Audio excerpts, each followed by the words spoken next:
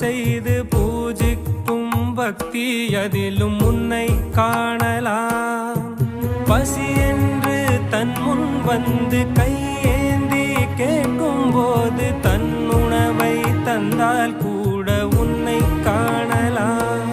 உன்னை காண பல கோடி இங்கு வாரி இறைக்கிறார்கள். எளிதாக உன்னை சேர இங்கு யாரு நினைக்கிறார்கள்?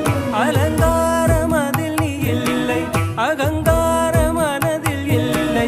துளி கள்ளம் கபடம் கலந்திடாத அன்பில் இருக்கிறாய். உணர்ந்தேன் உனையே உனையே மறந்தேன்